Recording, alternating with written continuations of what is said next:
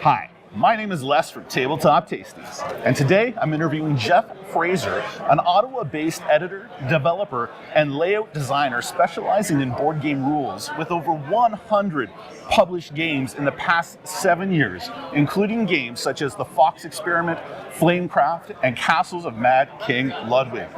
Jeff, it's an honor to have you. Thank you so much for joining us. Yeah, thanks for having me, Les. Excellent. I gotta start off and ask, how did you get involved in designing board games? Or specifically manuals, board game manuals. Well, like virtually everyone who works in board games, I designed a board game. I used to be in journalism here in Toronto. I worked for the CBC for a while. And in my garage, I didn't have a garage, I live in Toronto, but garage, Yeah. I was designing a big old 4X space game. You know, your normal first time design takes 6 hours and you need 12 people to play it. And I went out and decided to try and Kickstarter it. And I never ended up putting it on Kickstarter, but I did show it to a lot of publishers, and they all told me it was unpublishable. So eventually I decided to pivot and see how I could use my skills to make board games in a way that wasn't necessarily having to design games and try to pitch them to publishers. And that turned out to be rules editing. So I started editing for Academy Games back in 2018, and then I, picked up clients as I did more books, and now I'm fortunate enough to be able to do it full time. Amazing. And this is a rabbit hole I had never explored before, but once I started seeing your name on some of those board game manuals, ones I've read, like, That Time You Killed Me, the Fox Experiment, they're engaging, and I love your manuals. They're absolutely fantastic. What would you say is the biggest challenge, though, with designing a good manual for a game? There is kind of an assumption that if you are designing a game, then you should also be able to write the rulebook for it. And those two skill sets, game design and technical writing, are actually, there's not a whole lot of overlap between them. Some people are blessed by having both skills just because that's, some people are writers and game designers, but being a game designer does not make you a good rulebook writer.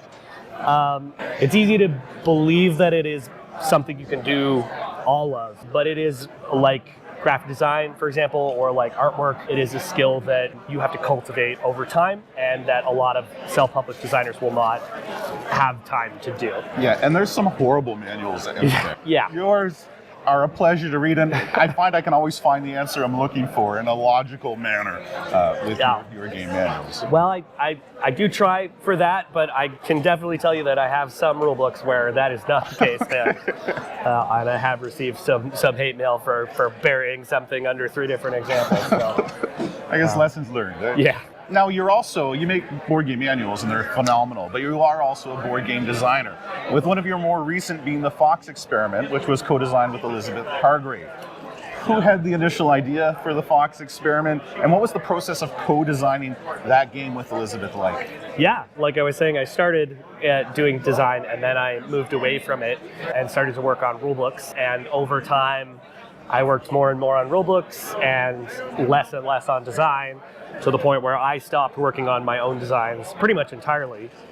But I did start picking up development work. So that's, contract work with publishers to sort of play test games and get them ready for launch. And one of the games that I was contracted to develop was the Fox Experiment for Panasaurus Games, which was a concept that Elizabeth came up quite a few years ago now, back in 2018, but it was signed fairly early in its life as a design, and it needed a lot of development work to get to where it is now. And over the course of development, I spent close to a year on it. Elizabeth came to me and asked if I would like to be a co-designer because of how much had gone into it at that point. And I was, of course, very grateful to her for that. And so we ended up being co-designers on the game when it finally came out.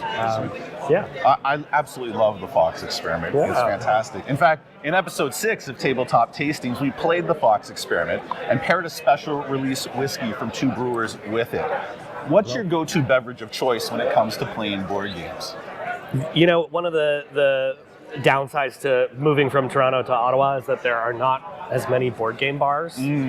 so I'm often not playing where there's a beer handy. But when there is, I prefer, Ontario microbrew if I can get one. Nice. Yeah, I'm a big fan of Barking Squirrel and Cameron's cream ale. Nice. If I can have those. I've had Barking Squirrel, quite enjoy it. Haven't tried Cameron's, but Those are my top two probably. Yeah. Nice. Now, the Kickstarter version of the Fox Experiment, there were some minor print issues which are now being resolved.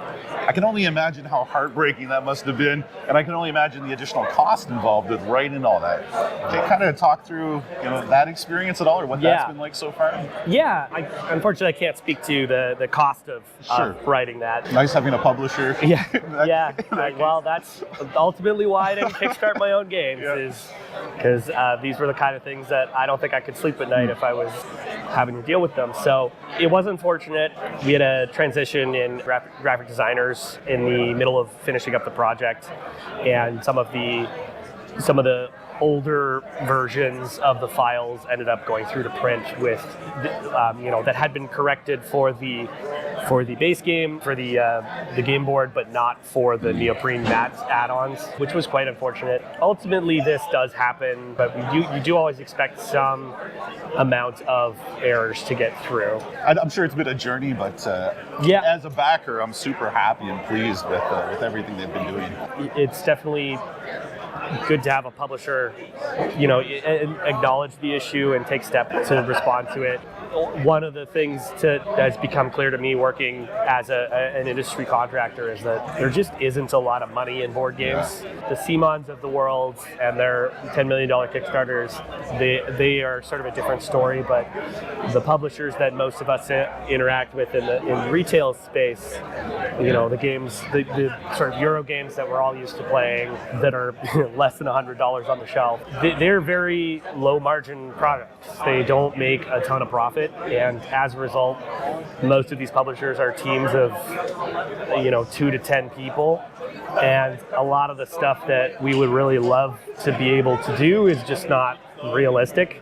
One of those things is quality assurance. I would love to work for a publisher who can afford to have product testers and quality assurance people review the physical proofs of every game that is made to catch errors like these, but it is one of those things that's just usually the person doing that is wearing 12 other hats for the company, and things do get missed. Yeah, and these errors, they were minor as well. If I hadn't read it on the internet, I probably never would have noticed it myself, which is probably one of the downsides.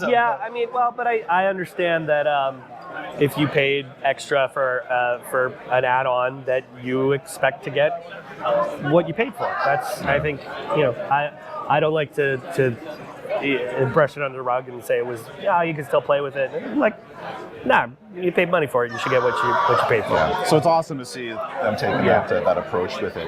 Now, speaking of Kickstarter, you are doing a re-release on Gamefound with some upgraded wooden components. Do you know anything behind that change or the shift from Kickstarter to Gamefound? I could speak in general, industry-wide. Sure. I think publishers are very happy with Gamefound's development and with there being an alternative to Kickstarter. Kickstarter is great. It's brought us a really long way as an industry, but it has some limitations creatively speaking and in marketing wise, and some of the shareability things, integration with other tools and other websites, with pledge managers in particular, that have always been big frustration points for publishers. And part of that is just Kickstarter serves more than just board games, right? So having a company like Gamefound, which is specialized to deal with the issues that board game publishers have, has been kind of godsend for a lot of publishers. And I know everyone was sort of, there was some hesitation at first, like are the crowds going to come? Like,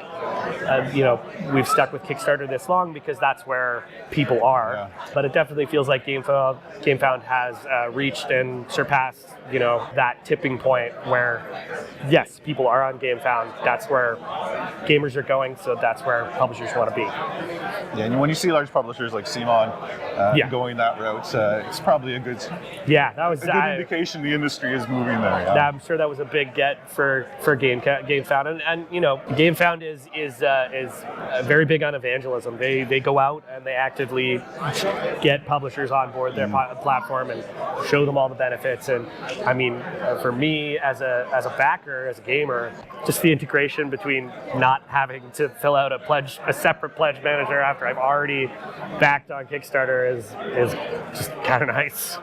Fantastic. And I'll move it kind of back more to yourself as well, but what's next for you? Do you have any big games or anything in the works right now? Yeah, well, I mean, I should talk more about the special wood edition that we're doing Elizabeth and I wanted wood components for the game. We were big fans of the wooden Fox Beeples as well, so having a wood edition I think it feels right for the game, and I'm hoping that people find that as well. We are providing an upgrade kit for people who bought the original edition, so you can just get the wooden components. And I'm excited to get those too, and to see it back on store shelves, since first print run is selling through quite well. And the one component that can't be beat is that metal cog. Yes. The metal gear. Yes, and I will say, unfortunately, those ones are not going to be in this printing. You will have wood ones for this edition. I don't think we're doing the metal ones again, which, personally, I kind of prefer the wood ones. That's a me thing, but I think just, I'm not against metal in principle, but for me, Fox Experiment is a cozy game, and it's kind of metal is more a thing I want for my, big space combat games and my dinosaur themed games. And kind of just for a family Euro, I think, the wood is... Oh, it's warm and cozy. It's a nice place to go. Excellent. For those interested in your work, where can they follow you and stay up to date on what you're working on? Yeah, so I have a website, jwfraser.ca, where I keep a portfolio on my work. I can't always talk about all the projects that I'm working on, at least not until they're published. That is the main way that I advertise myself. I'm not really on social media anymore, which is basically during the pandemic, I kind of fell off of Facebook, and I haven't felt the need to go back.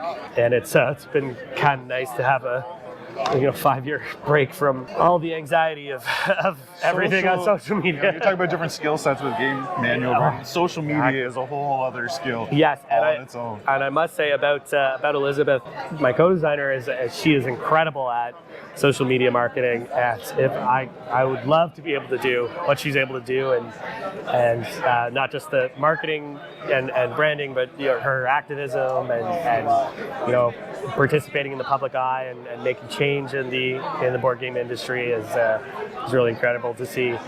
Okay, well, thank you so much, Jeff, for taking the time to meet and have a little chat.